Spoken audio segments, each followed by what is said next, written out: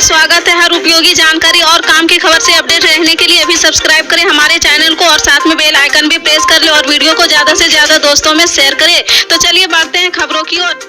जी हां, आपको बता दें, कांग्रेस महासचिव प्रियंका गांधी ने ऐलान किया कि छत्तीसगढ़ में फिर से कांग्रेस सरकार बनते ही हम जाति जनगणना करवाएंगे। सीएम भूपेश बघेल ने ट्वीट करते हुए इसकी जानकारी दी है। कांकेर में जनसभा को संबोधित करते हुए उन्होंने कहा कि अगर कांग्रेस छत्तीसगढ़ में दोबारा सरकार बनाती है तो हम बिहार की तरह राज्य में भी जाति जनगणना कराएंगे। बीजेपी पर निशाना साधते हुए उन्होंने कहा कि बीजेपी का एक ही मकसद रह गया है कि कैसे भी करके सत्ता में बने रहे। इनके सहयोगी बड़े बड़े उद्योगपति हैं और यह केवल इन्हीं के लिए काम करते हैं। पीएम नरेंद्र मोदी पर निशाना साधते हुए उन्होंने कहा कि उनकी गारंटी खोखली है। आज महंगाई और बेरोजगारी बहुत ज्यादा है, उसके लिए ये लोग कुछ भी नहीं कर रहे। हमने राम पथ गमन बनाए हैं और इनको पैटर्न स्थल पर परिवर्तित किया है। राज्य में जहाँ जहाँ प्रभु राम गए हैं हमने उसको पैटर्न स्थल बनाया है। महात्मा गांधी से लेकर राजीव गांधी तक पंचायती राज का सपना कांग्रेस की सरकार ने पूरा किया है।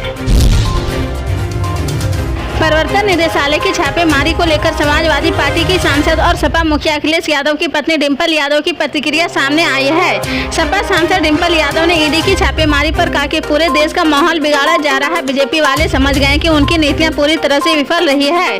जनता में त्राही है। इस बार लोगों इसी संदेश के साथ वोट देने जाएंगे कि उन्हें अपने परिवार, अपने बच्चों के भविष्य को सुधारना है।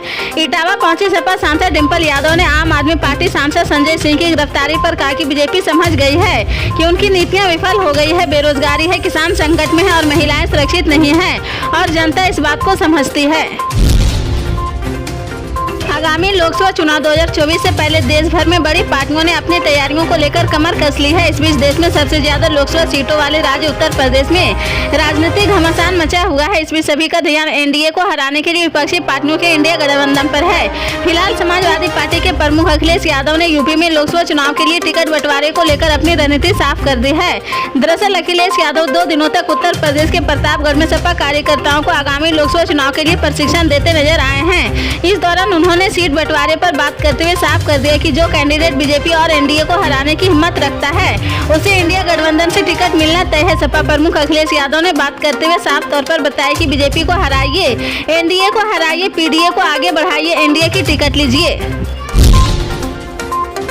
दिल्ली पुलिस की special cell media portal NewsClick के दफ्तर और पत्रकारों के यहां मंगलवार को छापेमारी की थी। पुलिस ने न्यूज क्लिक के संस्थापक संपादक परवीर पुरकास्ते और एचआर हेड अमित चक्रवर्ती को गिरफ्तार किया है।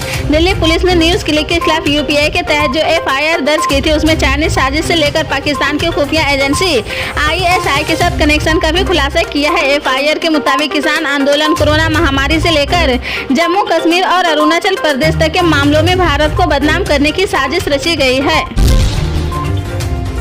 आम आदमी पार्टी के सांसद संजय सिंह की रिमांड और केंद्रीय एजेंसियों के एक्शन को लेकर दिल्ली के मुख्यमंत्री अरविंद केजरीवाल ने तीखी प्रतिक्रिया दी है।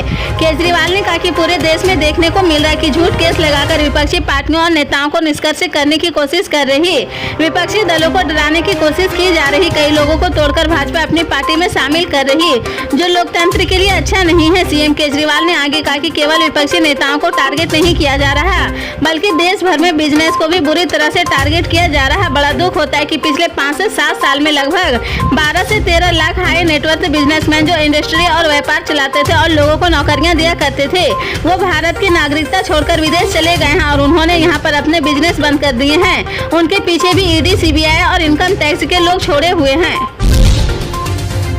कुछ ही दिनों बाद त्योहारों का सीजन शुरू होने वाला है। इस दौरान दशहरा, दीपावली और छठ पूजा में ट्रेनों में काफी भीड़ होती है। त्योहारों के सीजन में यात्रियों की सुविधा के लिए भारतीय रेलवे हर साल पूजा स्पेशल ट्रेनों का परिचालन करता है। इस साल भी भारतीय रेलवे मुजफ्फरपुर और बरौनी से यशवंतपुर के लिए पूजा स्पेशल ट्रेन चला रहा।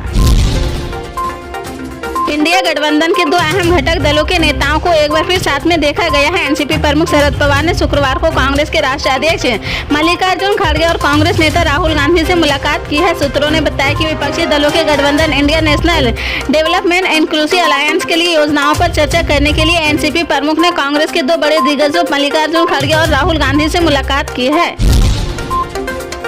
पश्चिमी उत्तर प्रदेश के बड़े मुस्लिम चेहरों में से एक इमरान मसूद शनिवार को कांग्रेस ज्वाइन करने वाले हैं। 1.5 साल पहले कांग्रेस छोड़कर समाजवादी पार्टी और फिर बीएसपी में जाने वाले इमरान की कांग्रेस में घर वापसी हो रही। एबीपी न्यूज से एक्सक्लूसिव बातचीत में इमरान ने कहा कि वह कांग्रेस पार्टी छोड़कर नहीं जाना चाहते थे, मगर कार्यकर्ताओं के दबाव में उन्होंने पार्टी छोड़कर जाने का फैसला करना पड़ा है। कांग्रेस नेता राहुल गांधी प्रियंका गांधी की तारीफ करने और बीएसपी को इंडिया गठबंधन में शामिल होने की सलाह देने के बाद ही इमरान खान को बीएसपी से बाहर किया गया है। जब उसे लेकर सवाल हुआ तो इमरान ने कहा कि बहन जी की रणनीति को देखकर ऐसा लगता है कि उनके ऊपर किसी तरह का दबाव है। मैं फिर से कहना चाहता हूं कि सपा, कांग्रेस और बीएसपी तीनों को ही साथ आना चाहिए। फिर से बहन जी को कहूंगा कि वह कांग्रेस इंडिया के साथ आ जाएं।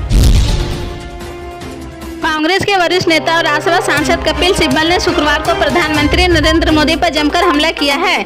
उन्होंने पीएम मोदी की उस टिप्पणी पर पलटवार किया है जिसमें उन्होंने कांग्रेस को कानून व्यवस्था की जगह वोट बैंक की राजनीति करने वाला दल बताया था। कपिल सिब्बल ने सवाल किया कि क्या बीजेपी की ओर से नरेंद्र मोदी को पहले ओबीसी पीएम के रूप में पेश करना वोट बैंक की राजनीति नहीं है। सोशल मीडिया प्लेटफॉर्म एक्स पर कपिल सिब्बल का यह तंज मोदी के उस बयान के एक दिन बाद आया है जिसमें उन्होंने जोधपुर में एक रैली को संबोधित करते हुए कहा था कि जब कानून और व्यवस्था ऐसी स्थिति में होती है तो कोई निवेश नहीं होता है और व्यापार प्रभावित होता है, लेकिन कांग्रेस को कानून व्यवस्था की कोई चिंता नहीं है। उसे राजस्थान की भलाई से ज्यादा अपने वोट बैंक की परवाह है। कर्नाटक विधानसभा चुनाव में बीजेपी को मात देने के बाद अब कांग्रेस उसी फार्मूले पर चलते हुए मध्य प्रदेश में भी बीजेपी को शिकस्त देकर दोबारा से सत्ता पर काबिज होने की तैयारियों में है।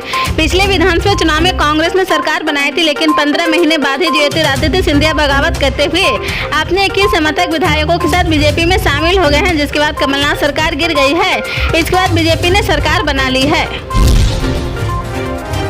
ऑनलाइन महादेव गेमिंग ऐप मामले में बॉलीवुड के सितारे ईडी के रडार पर आ गए हैं। ईडी ने इसी मामले से जुड़े कई बॉलीवुड सेलिब्रिटियों को पूछताछ के लिए बुलाया है। दरअसल ऑनलाइन गेमिंग महादेव ऐप उस समय चर्चा में आया है जब दुर्ग के मौजूद एसपी अभिषेक पल्लव ने इस ऑनलाइन गेमिंग ऐप के कुछ लोगों को गिरफ्तार किया है।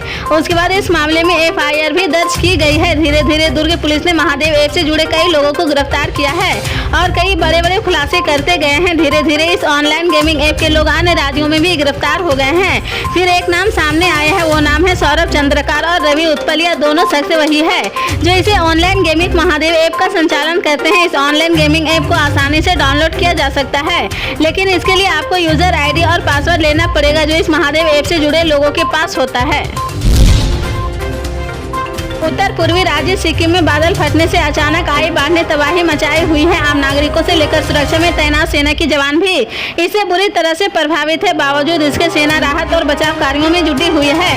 इस भीषण बाढ़ में अब तक 40 से ज्यादा लोगों की जान जा चुकी है। इस बाढ़ में फंसे हजारों लोगों को अब सेना ने हेलीकॉप्टर की मदद से बचाने की योजना बनाई है। बाढ़ के बढ़ते प्रकोप के चलते सिक्किम सरकार ने एक और ग्लेशियर लेक के फटने को लेकर चेतावनी जारी की है। साथ ही सिक्किम घूमने आने वाले पर्यटकों को लेकर भी खास एडवाइजरी जारी की है। सरकार ने टूरिस्ट की आग्रह किया है कि वह हो सके तो अपने यात्रा के प्लान को कुछ समय बाद बनाएं।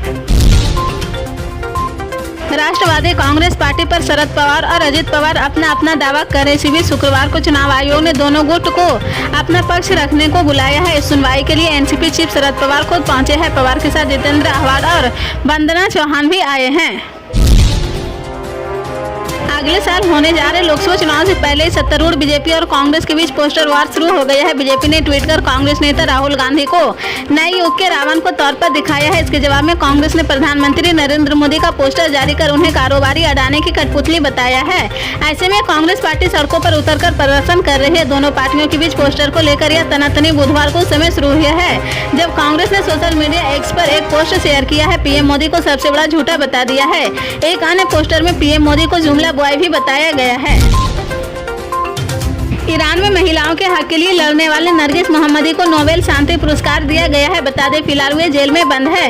नरगिस मोहम्मदी ने मानवाधिकारों को बढ़ावा देने और ईरान में महिलाओं के उत्पीड़न के खिलाफ लड़ाई को लेकर नोबेल शांति पुरस्कार 2023 जीता है। एक रिपोर्ट के अनुसार समिति ने कहा कि इस साल का नोबेल शांति पुरस्कार उन सैकड़ों हजारों लोगों को भी पहचान देता है जिन्होंने महिलाओं को निशाना बनाने वाली भेदभाव और धार्मिक शासन की उत्पीड़क नीतियों के खिलाफ आवाज उठाई है। तेलंगाना राज्य लोगों के कल्याण के लिए अनूठी योजनाएं पेश कर अन्य राज्यों के लिए उदाहरण पेश कर रहा है। यह बात तेलंगाना के वित्त और स्वास्थ्य मंत्री हरीश राव शुक्रवार को कही। रंगारेड्डी जिले के अंतर्गत रईवाल गांव में सरकारी स्कूल के विद्यार्थियों के लिए मुख्यमंत्री नाश्ता योजना का शुभारंभ करते हुए मंत्री ने कहा कि छात्रों के लिए नाश्ता देने का मकसद है कि राज्य में स्कूल जाने वाले बच्चों के लिए पौष्टिक भोजन प्रदान किया जाए। योजना के शुभारंभ कार्यक्रम में मंत्री सविता इंदिरा रेड्डी, पटना महेंद्र रेड्डी, सांसद बीबी पटेल और रजनीत रेड्डी भी उपस्थित रहे थे। पल पल के अपडेट जानने के लिए जुड़े रहे आप अपने GNS न्यूज़ चैनल से। मिलते हैं अगली बड़ी खबर के साथ, तब तक के लिए जय हिंद।